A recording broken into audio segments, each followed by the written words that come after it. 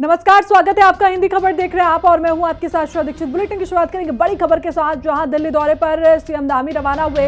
दिल्ली दौरे को लेकर सीएम ने कहा कि केंद्रीय रेल मंत्री से मुलाकात का कार्यक्रम है। वहीं ऋषिकेश के कार प्रयाग प्रोजेक्ट को लेकर भी मुलाकात करेंगे। नई ट्रेनों की रेल मंत्री से मांग भी की जाएगी। तो ये बड़ी अपडेट इस वक्त की आप तक पहुंचा रहे हैं, जहां दिल्ली दौरे पर मुख्यमंत्री पुष्कर सिंह धामी निकले हैं, जहां ऋषिकेश कार कर्णप्रयाग की बातचीत भी हो गई। नई ट्रेनों को लेकर भी रेल मंत्री से इस दौरान मुख्यमंत्री पुष्कर सिंह धामी बातचीत करेंगे। तो केंद्रीय रेल मंत्री से मुलाकात का ये कार्यक्रम होने वाला है। आपको बता दें कि ऋषिकेश कर्णप्रयाग प्रोजेक्ट को लेकर ये मुलाकात होनी है और कई मायनों में ये मुलाकात अहम होगी उत्तराखंड के लिए, क्योंकि नई ट्रेनों की मांग को लेकर भी मुख्यमंत्री पुष्कर सिंह धामी रेल मंत्री से बातचीत करेंगे। तो दिल्ली दौरे के लिए फिलहाल मुख्यमंत्री रवाना हो चुके हैं। सभी मुद्दे हैं। अभी मुझे माननीय रेल मंत्री जी से भेंट करनी है और रेल से संबंधित जो हमारे रेलवे स्टेशन है, नई जो रेल योजनाएं हैं, उस नई ट्रेनों की हम मांग करेंगे उनसे। और इसके साथ साथ जो ऋषिकेश कर्णप्रयाग रेल लाइन चल रही है, उस पर बहुत तेज़ी से काम हो रहा है। मैं आदरणीय प्रधानमंत्री जी का, हमारे आदरणीय रेल मंत्री जी का बहुत धन्यवाद करता हूं। और केंद्र सरकार की तरफ से हमको राज्य को विकास को आगे बढ़ाने के लिए अनेक योजनाएं जो हमारे राज्य की आवश्यकताएं हैं, उन सबको वो दे रहे हैं। उसके लिए मैं प्रधानमंत्री जी का एक बार फिर से बहुत धन्यवाद। तो ज्यादा जानकारी के साथ दीपिका भंडारी हमारे साथ देहरादून से जुड़ी हुई हैं। दीपिका, अब मुलाकात का जो दौर होगा मुख्यमंत्री और रेल मंत्री के साथ, तो जाहिर तौर पर कहीं ना कहीं उत्तराखंड वासियों को बहुत ज्यादा सौगातें भी मिलने वाली हैं। जी बिल्कुल, देखिए जब भी मुख्यमंत्री पुष्कर सिंह धामी दिल्ली दौरे पर जाते हैं तो वहाँ से उत्तराखंड के लिए कोई ना कोई सौगात ज़रूर लेकर आते हैं या एक खास अनुरोध वो जो केंद्र मंत्री हैं उनसे करके आते हैं। जो भी प्रदेश की आवश्यकता होती है, लोगों की जो मांग होती है, लोगों की जो समस्याएं होती है, उसको वो केंद्र मंत्रियों से अवगत कराते हैं दिल्ली दौरे पर जाकर। और उसकी समस्या का समाधान भी हमेशा हमने देखा है कि ये हुआ है।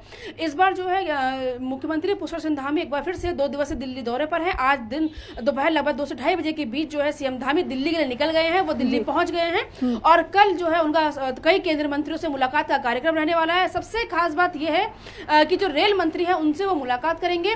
उत्तराखंड में Rishikesh Karnaprayag rail line project जिसपे काम चल रहा है, काफी लंबे से युद्ध स्तर पर जो काम है वो चल रहा है, उसको लेकर के भी खास सौगातें, किस तरीके से यात्रियों को सौगात मिलेगी, उसमें किस तरीके से लोगों को सुविधाएं मिलेगी, किस तरीके से जो लोग हैं उनका किराया होगा या क्या सहूलियत उनको मिलने वाली है इस रेल लाइन प्रोजेक्ट के जरिए, इसको लेकर के बातचीत जो है सीएम धामी रेल मंत्री से करने वाले हैं। इसी के साथ कई अन्य तमाम जो मंत्री हैं, चाहे वो सड़क परिवहन मंत्री हो या अन्य मंत्री हैं, उनसे भी मुलाकात वो करने वाले हैं। और ये जरूर है, पक्का है कि सीएम धामी दिल्ली से जब लौटेंगे तो उत्तराखंड के लिए जरूर कोई ना कोई सौगात लेकर लौटेंगे। और खासतौर पर ट्रेनों को लेकर, क्योंकि देखो सीएम धामी ने साफ तौर पर इस बयान भी दिया है कि लोगों को जो है ट्रेनों की सुविधाएं मिले। जिस तरीके से प्रदेश में कांवड़ यात्रा चल रही है, ऐसे में अधिकतर जो कांवड़िए होते हैं वो या तो अपनी गाड़ियों से आते हैं या फिर वो ट्रेनों से आते हैं, क्योंकि कई लोग ऐसे होते हैं जो गरीब तबके के होते हैं। तो ट्रेनों की संख्या बढ़े, कांवड़ के दौरान जो है यात्रियों को असुविधा ना हो, चारधाम यात्रा के दौरान यात्रियों श्रद्धालुओं को असुविधा ना हो, इसको लेकर के वो कई जो रेल ट्रेनें हैं उसकी सौगात जो है वो उत्तराखंड वासियों को और जो प्रदेश उत्तराखंड से अन्य राज्यों से उत्तराखंड आते हैं उनको सौगात मिल सकती है। बिल्कुल दीपिका, भी हमने पुष्कर सिंह धामी को सुना, उन्होंने कहा कि और जो नई रेल है उनकी मांग भी वो इस दौरान करेंगे। तो जाहिर तौर पर चारधाम यात्रा को और भी ज्यादा इससे बढ़ावा मिलने की उम्मीद नजर आ रही है, क्योंकि जब रेलें चलेंगी, ट्रेनों की व्यवस्था सही तरीके से होगी, तो जाहिर तौर पर जो आवागमन है वो लोगों के लिए सुविधाजनक रहेगा। जी बिल्कुल, देखिए जब हम चारधाम यात्रा की बात करें तो जो ठीक ठाक बिजनेसमैन होते हैं या ठीक ठाक घर के होते हैं, हमने अक्सर देखा या तो अपने वाहनों से आते हैं या फिर वो ट्रेनों के जरिए यानी कि हेली सेवा के जरिए जो है चारधाम यात्रा करते हैं। लेकिन सीएम धामी चाहते हैं कि उत्तराखंड में गरीब से गरीब श्रद्धालु जो है वो दर्शन के लिए आ सके, उसको सुविधा मिले ट्रेनों की, क्योंकि अक्सर ट्रेनों में जो किराया होता है वो और के मुकाबले, चाहे हम बसों की बात करें या कार टैक्सी की बात करें, उससे जो किराया है वो कम होता है और सुविधा जो है यात्री आराम से लेट कर भी आ सकता है। क्योंकि चारधाम चारधाम यात्रा में हमने देखा है कि अधिकतर बुजुर्ग लोग जो हैं वो यात्रा करने आते हैं। ऐसों में अगर ट्रेनों की संख्या बढ़ती है तो बुजुर्ग लोग जो है उनको काफ़ी सहूलियत मिलेगी, वो आराम से लेटकर जो यात्रा है वो कर सकते हैं और उत्तराखंड पहुंच सकते हैं। तो इसीलिए सीएम धामी ने जब इसकी ज़रूरत महसूस करी और उन्होंने ये मन बनाया है कि रेल मंत्री से मिलकर, केंद्रीय रेल मंत्री से मिलकर जो नई ट्रेनों की सौगात है वो उत्तराखंड की जनता को और जो उत्तराखंड आते हैं यात्रा के लिए श्रद्धालु उनको मिले, इसी को लेकर के उन्होंने आज दिल्ली जाने का मन बनाया। और वो जरूर मुझे लगता है कि जल्द से जल्द जो भी उनकी मांग होगी, जो अनुरोध होगा, वो जो सरकार है वो पूरा करेगी, क्योंकि पीएम मोदी का खास लगाव उत्तराखंड से है। उन्होंने अभी चारधाम यात्रा को प्रमोट भी किया था, वो खुद यहाँ उत्तराखंड में केदारनाथ में आए थे। तो ऐसे में पूरी उम्मीद है कि जल्द से जल्द सीएम धामी जो बिल्कुल आदिप का चारधाम यात्रा के साथ साथ शीतकालीन यात्रा को भी इस दौरान बढ़ावा मिलता हुआ नजर आएगा। फिलहाल तमाम जानकारी के साथ जुड़ने के लिए आपको बहुत बहुत शुक्रिया। तो आगे बढ़ते हैं, जो प्रदेश में पारदर्शिता और ईमानदारी को बढ़ावा देने की दिशा में सीएम धामी के प्रयासों को अब धार्मिक और सामाजिक संगठनों का भी सहयोग मिलने लगा है। देहरादून में एक विशेष कार्यक्रम का आयोजन किया गया, जिसमें मुख्यमंत्री पुष्कर सिंह धामी को भ्रष्टाचार पर ताबड़तोड़ कार्रवाई करने के लिए सम्मानित किया गया। इस मौके पर कई संस्थाओं ने मुख्यमंत्री के भ्रष्टाचार के खिलाफ उठाए जा रहे कदमों की सराहना करते हुए उन्हें खुला समर्थन देने का ऐलान किया। तो कार्यक्रम में धर्म और समाज के प्रतिनिधियों ने एकजुटता दिखाते हुए सरकार की नीति और नीयत पर भी भरोसा इस दौरान जताया। तो कार्यक्रम में सीएम धामी ने कहा कि भ्रष्टाचार के खिलाफ कार्रवाई करना कोई भी आसान काम नहीं है। सीएम ने कहा कि ये उनकी व्यक्तिगत जीत नहीं बल्कि लोगों के विश्वास की जीत है। 100 से भी अधिक धार्मिक और सामाजिक संस्थाओं के लोगों ने जो भ्रष्टाचार मुक्त उत्तराखंड की जो मुहिम हमने शुरू की है, जो अभियान चलाया है, जो अनेक कार्रवाइयाँ की गई हैं, छोटी मछलियाँ, बड़ी मछलियाँ और बड़े मगरमच्छ सभी पर कार्रवाई हुई है। उसके लिए यहाँ पर आज समारोह आयोजित किया गया है। एक भ्रष्टाचार को मुक्त करने का एक सामाजिक उत्सव है। यह अभियान आगे बढ़ेगा, इससे हमको और ताकत मिलेगी और प्रोत्साहन मिलेगा और हम पूरी तरह से जब तक उत्तराखंड के कोने कोने से भ्रष्टाचार को समाप्त नहीं कर देते तब तक हम चैन से नहीं बैठेंगे, तब तक यह अभियान चलेगा। तो चलिए आगे बढ़ते हैं, जहां मुख्यमंत्री पुष्कर सिंह धामी के निर्देश पर प्रदेश में ऑपरेशन कालनेमी की शुरुआत की गई, जिसके तहत अब तक 100 से अधिक ढोंगी बाबाओं को गिरफ्तार किया गया, जो भगवा चोला धारण करके लोगों से ठगी करने का काम करते थे। जहां सीएम पुष्कर सिंह धामी ने कहा कि यह अभियान लगातार जारी रहेगा। सीएम धामी ने कहा कि देवभूमि में आस्था के साथ खिलवाड़ बर्दाश्त नहीं किया जाएगा और इस अभियान को और व्यापक रूप से चलाया जाएगा।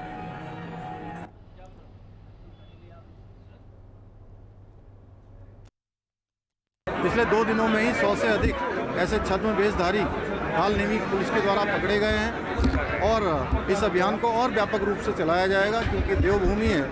देवभूमि में आस्था से खिलवाड़ करने वाले, धार्मिक भावनाओं को आहत करने वाले, सनातन को नुकसान करने वाले, अपनी पहचान छुपाकर छद्म वेशधारियों को बेनकाब करने का अभियान है, उनको बाहर निकालने का। मुख्यमंत्री पुष्कर सिंह धामी के निर्देश पर प्रदेश भर में ऑपरेशन कालनेमी अभियान चलाया जा रहा है, जिसके तहत अभी तक 100 से अधिक ढोंगी बाबाओं को गिरफ्तार किया गया। सीएम धामी के इस सख्त अभियान की धार्मिक संगठनों ने सराहना की, तो वहीं भ्रष्टाचार पर प्रहार और ऑपरेशन कालनेमी को लेकर धार्मिक और सामाजिक संगठनों के लोगों ने आज सीएम धामी को सम्मानित भी किया। तो वहीं हिंदी खबर संवाददाता दीपिका भंडारी ने तमाम धार्मिक संगठनों के लोगों से खास बातचीत की, सुनिए।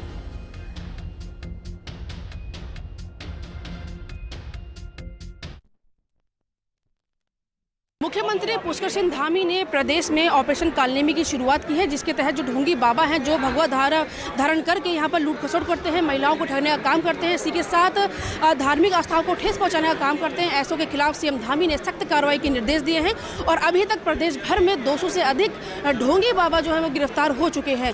क्या कुछ कहना है इसको लेकर के धार्मिक संगठनों के लोगों से, उनसे बातचीत करेंगे। हमारे साथ मौजूद हैं सर, जिस तरीके से ऑपरेशन कालनेमी के तहत कार्रवाई हो रही है ढोंगी बाबाओं पर, कितना सही मानते हैं और कार्रवाई कितनी कारगर साबित होगी? सबसे पहले मैं आप सबका धन्यवाद करता हूं, मीडिया कर्मियों का, जो छोटी छोटी बातों को लेकर जनमानस के बीच में पहुंचते, और आपने जिस प्रकार से बताया कि आज ढोंगी बाबा जिस प्रकार से कुकृत्य करते हैं, उनको सलाखों के पीछे पहुंचाने का काम उत्तराखंड की सरकार कर रही है, वो बहुत बधाई के पात्र है। हमने अखिल भारतवर्षीय ब्राह्मण महासभा उत्तराखंड की ओर से भी माननीय मुख्यमंत्री जी से एक मांग की है कि जो भगवताचार्य वेशभूषा बदलकर, अन्य जाति के लोग यहाँ पर वेशभूषा बदलकर कथा कर रहे हैं, उनकी भी जांच होनी चाहिए। ऐसे लोगों को जेल की सलाखों के पीछे पहुंचाना चाहिए। भगवताचार्य के नाम पर बनकर व्यास गद्दी पर बैठकर महिलाओं के साथ अश्लील हरकतें करते हुए पकड़े गए हैं। हम चाहेंगे कि उनके ऊपर सख्त से सख्त कार्रवाई होनी चाहिए। आपको क्या लगता है कि ये जो ऑपरेशन कालनेमी है ये कांवड़ यात्रा के दौरान चलनी चाहिए या उसके बाद, जैसे कि चारधाम यात्रा हमारी होती है वहाँ पर भी होनी चाहिए? और हमारे कई धार्मिक स्थल ऐसे हैं, जैसे हमारे कैची धाम हो गया, वहाँ पर भी कई ढोंगी बाबा हैं जो लोगों को लूटने का काम करते हैं। क्या लगता है ये ऑपरेशन चलना चाहिए लगातार? एक तो हमारा सोचना ये है कि जो बाबा के आगे हम ढोंगी लगाते हैं वो गलत है, क्योंकि बाबा तो हमारे सम्मानित हैं और बाबा हमेशा हमारे सम्मानित रहेंगे, लेकिन उनको जो कलंकित कर रहे हैं, उन लोगों के खिलाफ जो कार्यवाही हमारे मुख्यमंत्री कर रहे हैं वो बहुत अच्छा है। और ना केवल अभी कांवड़ यात्रा में बल्कि बाद में भी इसको 24/7 चलाना चाहिए, क्योंकि तभी तक, जब तक इनकी धरपकड़ ठीक से नहीं होगी, जब तक ये लोग जो गलत तरीके से कपड़े पहन के और गलत तरीके का आचरण करते हैं, इनका भांडाफोड़ होना चाहिए। इनका भांडाफोड़ होने के बाद ही ये सब कुछ कर पाएंगे। और इसमें मेरे को लगता है कि हमारा जो स्थानीय नागरिक है जो वहाँ से संबंधित है उसको भी कहीं ना कहीं जागरूक होना चाहिए, क्योंकि पुलिस प्रशासन और मीडिया इसमें बहुत ज़्यादा अपना रोल प्ले कर रहे हैं ऑलरेडी, लेकिन उसके बावजूद भी कहीं ना कहीं हम लोगों को भी सक्रिय होना पड़ेगा, तभी हम इसमें आगे मुहिम में कामयाब हो पाएंगे। जिस तरीके से पुलिस ने कार्रवाई की है उसमें कई ऐसे ढोंगी बाबा भी हैं जो कि मंत्र तक नहीं बोल पाए। उनसे मंत्र पूछा गया, वो मंत्र नहीं बता पाए। क्या लगता है कि ये अभियान आम जनता को भी चलाना चाहिए? जहाँ पे ढोंगी बाबा मिलते हैं आम जनता को पूछना चाहिए उनसे? ये आम जनता को इसमें सक्रिय निभाना पड़ता है, अपनी ड्यूटी निभानी चाहिए कि इस तरह के जो ढोंगी बाबा हैं उनको सबक सिखाए और तुरंत पुलिस को इन्फॉर्म करे, क्योंकि ये लोग केवल ढोंगी हैं, इन्हें कोई धर्म के से मतलब कोई नहीं है। लुटाई करनी है, धर्म के नाम पर बदतमीजी करनी है, धर्म को बदनाम करना, इस तरह के ये लोग हैं। इसलिए इनको सबक सिखाने के लिए हम सबको जागरूक होना पड़ेगा। तो मैं आपके चैनल के माध्यम से सबको यही कहूँगा, जनमानस को, कि सब जागरूक हों, अपने धर्म के प्रति अच्छी ड्यूटी निभाएं। तो वही ऑपरेशन कालनेमी के तहत हरिद्वार पुलिस की फर्जी संतों और बाबाओं पर कार्रवाई जारी है। हरिद्वार पुलिस ने ऑपरेशन कालनेमी के तहत 60 से ज्यादा फर्जी बाबाओं को पकड़ा है। ये लोग साधु का वेश धारण कर आम जन को गुमराह कर रहे थे। वही एसएसपी प्रमेंद्र सिंह डोवाल ने कहा कि हरिद्वार की धार्मिक गरिमा से कोई भी समझौता नहीं होगा। कांवड़ मेले में से पहले पुलिस का ये सख्त संदेश है कि फर्जीवाड़ा हरगिज बर्दाश्त नहीं किया जाएगा।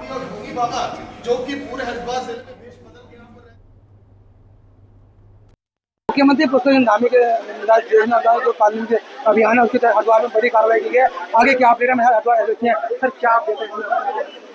ऑपरेशन कालनेमी में कल करीब 50 से ऊपर कालनेमी को हम लोगों के द्वारा चिन्हित किया गया था, उनके खिलाफ कार्रवाई की गई थी। आज भी यह अभियान मदस्तूर जारी है। अब तक करीब 10 से ऊपर कालनेमी हम लोगों के द्वारा चिन्हित किए गए हैं। इसमें 7 से ऊपर हिरासत में लिया गया है, बाकी अन्य से साथ पूछताछ की जा रही है। मुझे उम्मीद है आज शाम तक इसमें और बढ़ोतरी हो जाएगी। सर, कांवड़ यात्रा पे चल रहे हैं, कहना कहीं जो ढोंगी लोग हैं अपना काम करता है कांवड़ियों को। देखिए, बिल्कुल सही बात है। कांवड़ जैसे बृहद आयोजन में, इतने बड़े आयोजन में इस प्रकार के जो ढोंगी लोग हैं जो बाहरी आवरण अपना चेंज करके लगातार लोगों को ठगने का, चोरी चकारी इस तरह की घटनाएं करते हैं, ऐसे लोगों को चिन्हित करना और उन लोगों को, क्योंकि इससे कहीं ना कहीं हमारी जो धार्मिक भावनाएं हैं वो भी आहत होती है। कहीं जिसके साथ ऐसी घटनाएं होती हैं जो चोरी चकारी या इस तरह, वो उससे कहीं ना कहीं धार्मिक भावनाएं आहत होती हैं। ऐसे लोगों को चिन्हित करके उनको जो सामाजिक व्यवस्था है उससे अलग करना, ये एक बहुत महत्वपूर्ण टास्क है। माननीय मुख्यमंत्री जी ने इस पर एक ऑपरेशन कालनेमी बोला है, चलाया है, उसको हम लोग लगातार फॉलो कर रहे हैं और इसके अच्छे रिजल्ट भी सामने आ रहे हैं। देखिए, जैसे माननीय मुख्यमंत्री जी ने कहा था कि सभी कांवड़ यात्रियों का हरिद्वार में स्वागत है, इनके स्वागत में किसी प्रकार की कोई कसर ना हो। हरिद्वार पुलिस भी इस जो नारे को लगातार फॉलो कर रही है। ऐसे लोग जो हरिद्वार में आए हैं, इस कानून व्यवस्था का अच्छे तरह से पालन कर रहे हैं, उन लोगों को प्रोत्साहित करने के लिए साथ में लंबी दूरी तक लोग पैदल यात्रा में जाते हैं, यहाँ से जल लेके जाते हैं, उनको कोई डिहाइड्रेशन ना हो उसके लिए जूस वगैरह, पानी, फल वगैरह की व्यवस्था हम लोगों के द्वारा की जाती है। इसमें यहाँ के गणमान्य व्यक्ति लोग जो हमारे हैं उनका भी सहयोग इसमें लगातार मिलता है। उन लोगों के सहयोग से सभी लोगों का स्वागत करते हैं। बड़ी संख्या में क्या कहेंगे? देखिए, जो ऐसे लोगों को चिन्हित किया गया है, कुछ घटनाएं सब पिछले दिनों में सामने आई थी जिसमें हरिद्वार पुलिस के द्वारा सख्त कार्रवाइयाँ की गई हैं। अगर इस प्रकार की कोई कानून व्यवस्था को अपने हाथ में लेता है और कानून व्यवस्था को चुनौती देता है, ऐसे लोगों के खिलाफ सख्त कार्रवाई पुलिस ने की है। कि इन्हें हरिद्वार एसएसपी जिला ठाकुर से कानून के तहत आज भी 10 लोगों पर कार्रवाई की, जो फर्जी संतन में 10 संतों को पकड़ा गया। और वही बात करें, आज संत को एसएसपी द्वारा जो है कांवड़ियों को पुष्प वर्षा और उनको फूल और बिस्किट वर्षित किए गए। हरिद्वार से हिंदी खबर के लिए सचिन सर। तो त्रिस्तरीय पंचायत चुनाव को लेकर प्रत्याशियों ने जनसंपर्क अभियान की शुरुआत कर दी है, जहां देवभूमि में भगवान का आशीर्वाद लेकर चुनाव अभियान की शुरुआत की जाती है। इसी को लेकर हिंदी खबर संवाददाता ने टेहरी के पाटा गांव में नरसिंह देव मंदिर के पुजारी पंडित तिलकराम चमोली से खास बातचीत की। पंडित तिलकराम ने कहा कि पंचायत चुनाव लड़ रहे प्रत्याशी भगवान का आशीर्वाद लेने यहाँ आ रहे हैं, लेकिन मनोकामना उसी की पूरी होगी जो जन कल्याण के काम करेगा। त्रिस्तरीय पंचायत चुनाव होने जा रहे हैं। ऐसे में प्रत्याशी भी ग्रामीण क्षेत्र का दौरा कर रहे हैं, वोटरों को लुभाने की कोशिश कर रहे हैं। लेकिन दर्जनों जो गांव ऐसे हैं जहां पारंपरिक या पुराने रीति रिवाज से जो मंदिर बने हैं, भगवान की जरूर जो है उन पर कृपा होती है। जो क्षेत्र पंचायत हो या जिला पंचायत हो, जो प्रधान हो, वो जरूर जो है प्रधान अगर जीत की ओर अग्रसर हो तो भगवान की कृपा अवश्य होती है। और प्रत्येक ग्रामीण क्षेत्रों में जो है मंदिर बने हैं, अपने इष्ट देवता कुल देवता की आराधना की जाती है। इसी तरह हम पहुँचे हैं जिला मुख्यालय से काफ़ी दूर है पाटा गाँव। पाटा गाँव में 1400 से ज़्यादा यहाँ मतदाता है। कभी यहाँ सड़क नहीं हुआ करते थे, लोग दूर दराज से पैदल ही चले आते थे, लेकिन आज यहाँ सड़क हो चुके हैं, पानी है, बिजली है। या हम ये कह सकते हैं कि ग्रामीण क्षेत्र पाटा में काफ़ी सुख सुविधाएँ मिल चुकी है। लेकिन जो भी प्रत्याशी आता है या जीत के जाता है वो सबसे बड़े नरसिंह देवता के दरबार में माथा टेकता है। वहाँ से व्यास जी महाराज है, व्यास जी नरसिंह देवता का यहाँ पे आशीर्वाद भी है सभी ग्रामीण क्षेत्र के लोगों को।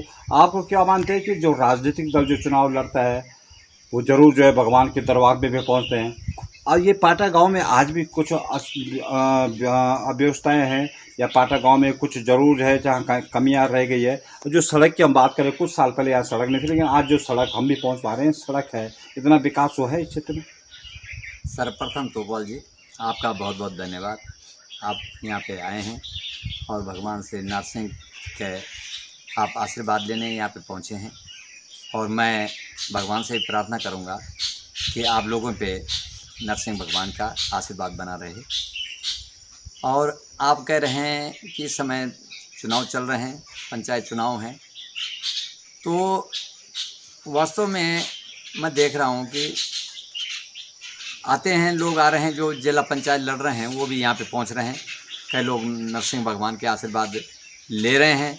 और पहले भी मैं, क्योंकि मुझे तो 6 साल यहाँ पे हो गए हैं, अनेकों लोग यहाँ पर आते हैं जो भी चुनाव लड़ते हैं, भगवान का आशीर्वाद लेते हैं और भगवान की कृपा भी होती है।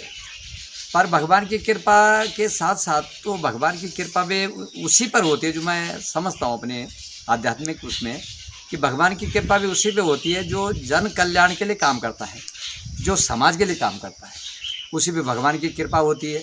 और जैसे यहीं पे है, पहले यहाँ पे कोई सड़क नहीं थी, आज सड़क बनी हुई है। लोग अच्छे अपनी गाड़ियों से, अपने वाहन से, अपनी हर सुविधाओं से यहाँ पे पहुँच रहे हैं। और मैंने देखा अब तो जनता बड़ी जागरूक हो गई है। जनता भी उसी को वोट देती है जिसने समाज में कुछ काम किया हो और समाज का प्रिय हो। तो जरूर उन्होंने कहा कि भगवान की जिसकी कृपाओं के साथ में जिसने विकास कार्य भी किए होंगे इस क्षेत्र में, तो जरूर जो है यहाँ तक जो है सड़क पहुँचाई गई है। पहले सड़क नहीं थी, आसपास के क्षेत्र के लोग जो है पैदल ही आया करते थे, लेकिन आज नरसिंह देवता की कृपा माने या उस जनप्रतिनिधि का सहयोग माने जिसने जो इसमें मंदिर को बनाने में अपनी मुख्य भूमिका निभाई है। हम जनता से भी अपील करते हैं कि ऐसे प्रत्याशी को जिता के भेजना चाहिए विकास खंड स्तर पर, जो है ग्रामीण क्षेत्र के सुख और दुख में रह सके। मैं जगत तोपाल, हिंदी खबर, टेहरी गढ़वाल। तो चलिए आगे बढ़ते हैं। जो नैनीताल जिला पंचायत के पनियाली क्षेत्र से जिला पंचायत सदस्य पद की प्रत्याशी और निवर्तमान जिला पंचायत अध्यक्ष के कई नेताओं के साथ प्रेस वार्ता का आयोजन किया। प्रेस वार्ता के दौरान बेला तोलिया ने अपने कार्यकाल के दौरान क्षेत्र में कराए गए विकास कार्यों का ब्यौरा साझा किया। जब विपक्षी प्रत्याशियों के आरोपी पर तीखी प्रतिक्रिया देते हुए बेला तोलिया ने कहा कि विपक्षियों को पहले जवाब देना चाहिए कि जब वो खुद पद पर थे तो उन्होंने क्षेत्र के लिए क्या कुछ किया।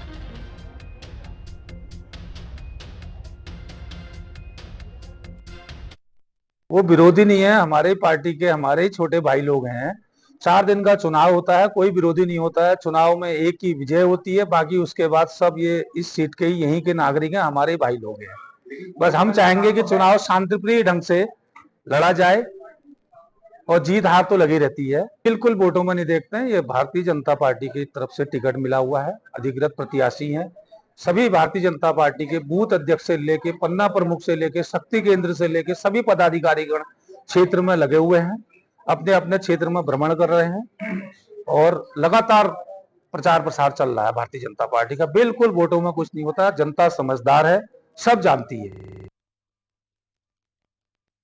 चुनाव प्रचार हमारा बहुत अच्छा चल रहा है और क्षेत्र की जनता का अपार सहयोग मिल रहा है और लगभग आधे से ज्यादा हमने ग्राम सभाएं पूरी कर ली हैं।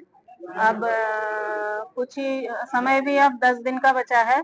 इसमें भी हमने अभी कुछ 5-6 गांव और रह गए हैं जिसमें अभी प्रचार करना रह गया है।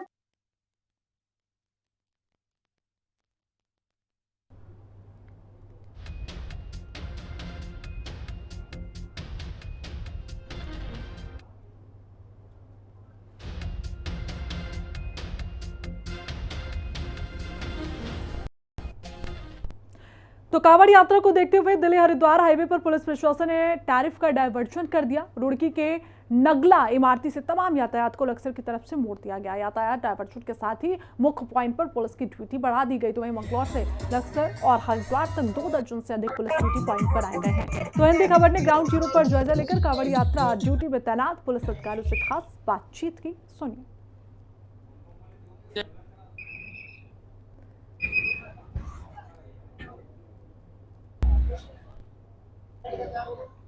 कावड़ मेले ने रफ्तार पकड़ ली है।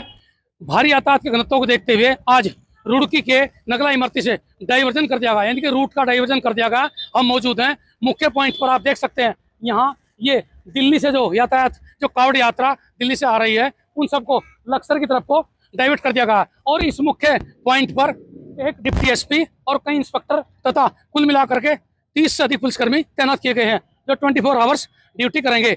मौजूद पुलिसकर्मियों से बात भी करेंगे क्योंकि हमारे साथ में डिप्टी एसपी नरेंद्र भाई हैं। नरेंद्र जी, ये बताइए कि सबसे महत्वपूर्ण पॉइंट पर आप खड़े हैं और अभी आज से डाइवर्जन कर दिया गया, क्या लगता है सवेरे से कितना है यातायात का घनत्व, कैसा है?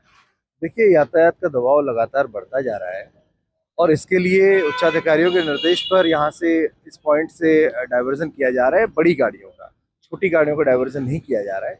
जो कांवड़ियों के भक्तजनों के बड़े वाहन हैं जिनको पार्किंग में डाला जाना है, उनको यहाँ से डाइवर्ट किया जा रहा है और लगातार जैसे जैसे बड़ी गाड़ियाँ आ रही हैं उनको भेजा जा रहा है। जैसे इस बार भी सुनने आ रहे थे कि डीजे वगैरह, अभी लगता है कि अभी बड़े बड़े डीजे आ रहे हैं, उनके लिए क्या निर्णय लिया गया इस बार? देखिए, जो भी नियम कानून है और MV एक्ट के नियम है और वाहनों को मॉडिफाई ना करने के नियम है, उसी के प्रावधानों के अंतर्गत जो भी चीज़ की जाएगी, तो नियम जो कानून बने हुए हैं उनका पालन करते हुए जो गाड़ियाँ चल रही होंगी उनको थ्रू किया जाएगा।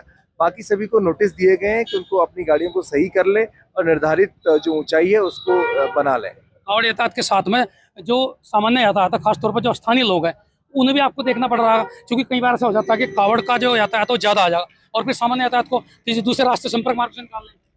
देखिए, अभी तक तो ऐसी स्थिति नहीं है, लेकिन हमने जो लोकल लोग हैं उनसे अपील भी की है कि कम से कम 4 व्हीलर का प्रयोग करें। जो इमरजेंसी सर्विसेज है उनको लगातार थ्रू कराया जा रहा है और जो भी लोकल के लोग हैं अपना ID पहचान पत्र दिखा रहे हैं। सिर्फ कांवड़ पटरी को छोड़ के बाकी कहीं पर भी किसी को मूवमेंट की रिस्ट्रिक्शन अभी नहीं है और सुचारू रूप से यातायात व्यवस्था चल रही है। आप देखिए जिस तरह से वॉलंटियर यानी कि जो स्वयंसेवी हैं वो लोग लगाए गए हैं, कुछ पुलिसकर्मी कावड़ियों के बेस में भी हैं, जरूरी भी है क्योंकि संबंध में बैठाने के लिए सब कुछ करना होता है और प्रशासन की जिम्मेदारी है कावड़ मेले को सुव्यवस्थित ढंग से।